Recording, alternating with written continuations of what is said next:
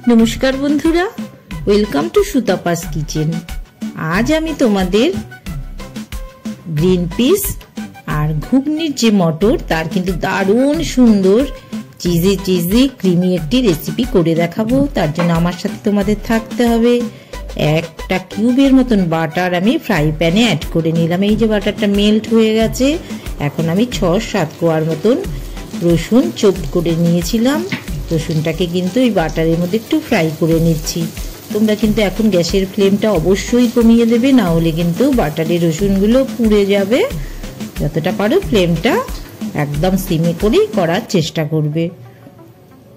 এবার আমি দেখো গ্রিন পিস যেগুলো আছে কড়াইশুঁটি, সেগুলোকে আমি 3-4 মিনিট মতন হালকা বয়েলড করে রেখেছিলাম, সেটা আমি মিশিয়ে দিচ্ছি। আর ঘুগনির যে মটরগুলো হয় সেটাকেও কিন্তু আমি ভালো করে বয়েলড করে রেখেছি, সেটাও কিন্তু একই সাথে আমি মিশিয়ে দিচ্ছি। একটু হালকা করে আমি ভাজা ভাজা করে নেব। তোমরা কিন্তু মজাদার এই রেসিপিটা যদি পুরোটা দেখতে হয় তাহলে আমার সাথে থেকেও 1 চামচ মতন লবণ আমি মিশিয়ে দিলাম। খুব সুন্দর হেলদি মজাদার রেসিপি। 1/2 চামচ মতন আমি ব্ল্যাক পেপার মিশিয়ে দিচ্ছি। একটা টমেটো আমি চপড করে রেখেছিলাম, টমেটোটাও একই সাথে মিশিয়ে দিলাম। আমি কিন্তু এই রান্নায় আলাদাভাবে কোনো লঙ্কা ইউজ করব না। ওই যে ব্ল্যাক পেপার যেটা গোলমরিচ দিলাম সেটা দিয়েই আমার রান্নাটা হবে। আর 1 চামচের মতন আমি একটু চিলি ফ্লেক্স মিশিয়ে দিলাম। একটা বাটার কিউব আবার নিলাম, এর সাথে 4-5 কোয়া চপড রসুন আবারও মিশিয়ে দিলাম। 1 চামচ ময়দা মিশিয়ে আমি কিন্তু ভালো করে ময়দাটাকে একটু গ্যাসের ফ্লেমটা কমিয়ে নিয়ে ফ্রাই করে নিচ্ছি। ময়দাটা মোটামুটি যাতে পাকিয়ে না যায় কন্টিনিউ নাড়াতে হবে। 1/2 কাপের মতন আমি দুধ অ্যাড করে দিলাম। একটু ময়দাটা একটু ভালো করে দেখো আমি একটু আঠা আঠা করে নিচ্ছি। যখন এরকম সুন্দর আঠা আঠা পুরো হয়ে আসবে তখন কিন্তু আমি আবারও কিছুটা দুধ মিশিয়ে দেব। আমার কিন্তু হয়ে এসছে। এবার আবার 1/2 কাপ মতন দুধ মিশিয়ে দিলাম। আমি একটা হোয়াইট সস রেডি করে নিলাম।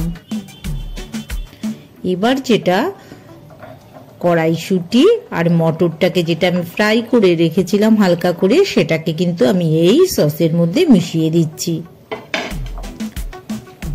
আমি কিন্তু ঝালের জন্য একটুখানি চিলি ফ্লেক্স ইউজ করেছি। এটা কিন্তু খুব বেশি ঝাল হবে না। তোমরা যারা ঝাল খেতে পছন্দ করো তোমরা তোমাদের মতন একটু ঝাল দিয়ে নেবে। এবার নামানোর আগে আমি কিন্তু বেশ কিছুটা চিজ গ্রেট করে রেখেছিলাম মিশিয়ে দিচ্ছি।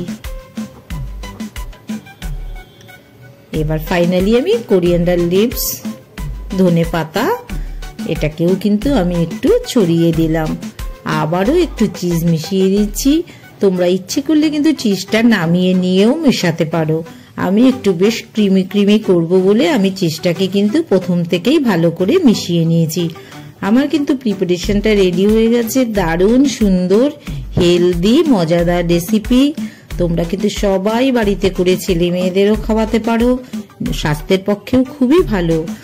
আর সুতাপাস কিচেন নতুন নতুন এরকম রেসিপি নিয়ে আসবে তোমাদের জন্য। তোমরা সাথে থেকো। ভালো লাগলে অবশ্যই একটু সাবস্ক্রাইব করো। আর লাইক তো একটা করতেই হবে, না করলে আমাদের তো এত কষ্ট করে আমরা রেসিপিগুলো বানাই, তোমরা একটু লাইক করলে আমরা অনেক বেশি খুশি হই। পাশে থেকো।